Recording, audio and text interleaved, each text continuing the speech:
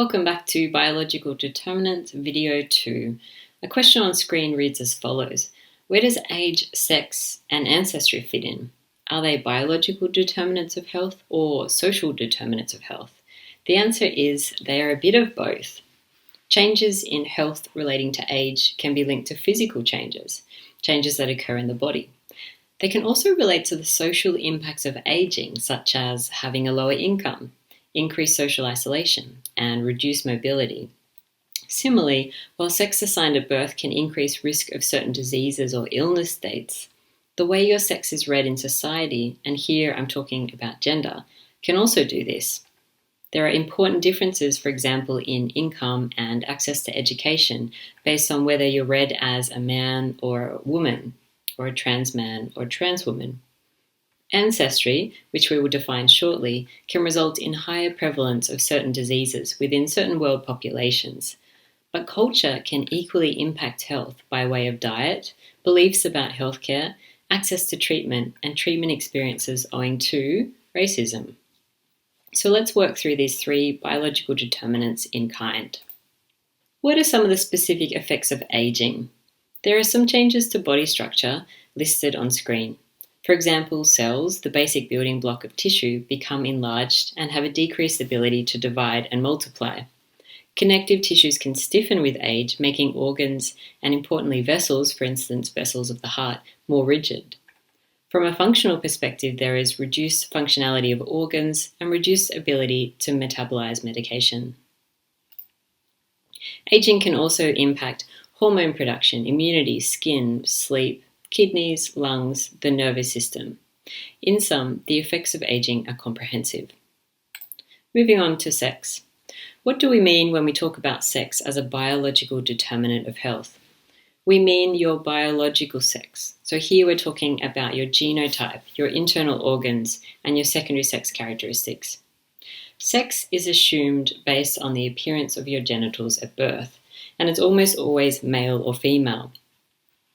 However, sex is not binary. The violent enforcement of a binary view of sex has significant implications for people with an intersex variation, which is around 1.7% of the population. Intersex people are born with physical sex characteristics that do not fit medical norms for female or male bodies. So while I use the phrase male and female in the next two slides, I want you to be critical of binary distinctions. There are health issues that are more likely to affect people assigned male at birth. These include enhanced vulnerability to heart disease and high cholesterol, also to Parkinson's disease. There are certain conditions that you need to have a specific organ to be at risk of. For example, only people that have a prostate can have prostate cancer. So here there's something about biological sex that determines risk, namely the presence of a prostate. But I placed a question here to get you to think critically about your own assumptions and knowledge about sex and the cultural reproduction of this as gender. Can women have prostate cancer? The answer is yes. Some women, transgender women, people who transition socially or medically from one gender to another, can have a prostate and therefore prostate cancer. Here is a video in which Sally Payne speaks to some of the complexities that arise for people with male-assigned bodies who identify as women. This video is about Sally's experience with prostate cancer. One of the things of being a trans woman with prostate cancer is that it's a constant reminder that I was born male. I can never get away from that. Every time I go to the hospital, I have prostate cancer, therefore I'm male. When I go to get my blood tests done, I get the people saying to me, you've got the wrong forms, you've got the wrong forms. I've heard it so many times and I have to say to them, no, I haven't got the wrong forms, it's correct. I have prostate cancer, I'm a trans woman.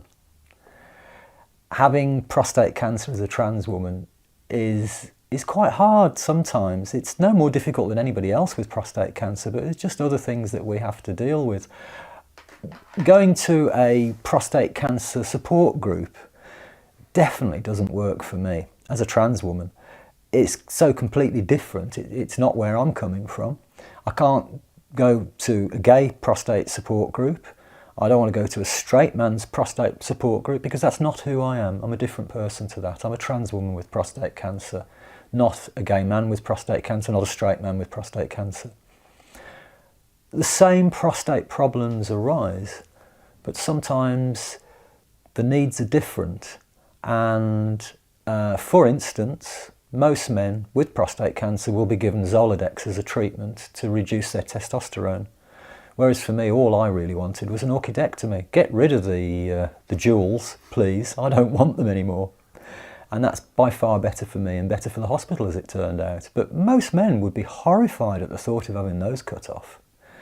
And I also remember when my consultant said to me early on in the proceedings, he said, by the way, the treatment might cause some breast growth.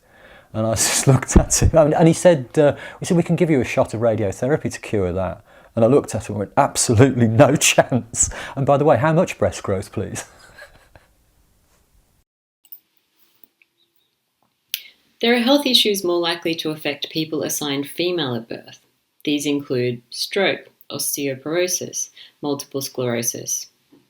And again, for diseases that involve specific body structures, such as having a uterus, if you have a uterus, regardless of whether you identify as a man or a woman, or a trans man or a non-binary person, you can experience a disease of that body structure. So if someone said to you, only women have endometriosis, that statement is incorrect.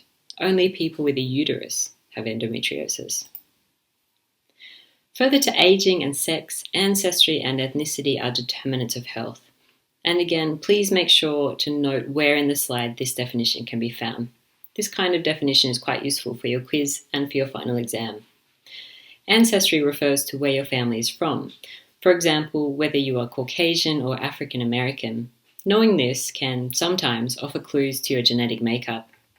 Ethnicity, on the other hand, refers to culture, customs, lifestyle. Why should we consider ancestry in our thinking about health? Well, some diseases may be more likely in certain groups of people that can be ascertained by way of your ancestry, a few examples of which are provided on screen. Caucasians have a higher incidence of cystic fibrosis, or African Americans have a higher risk of inheriting sickle cell anemia and cardiovascular disease. To conclude, I've presented a list of concepts on this final slide. These are the key or core concepts that we've now covered in weeks 1, 2, and 3. Please ensure you're able to locate a definition of each of these among the weekly PowerPoint slides. This will aid you in completion of quiz number 1 and your end of semester exam.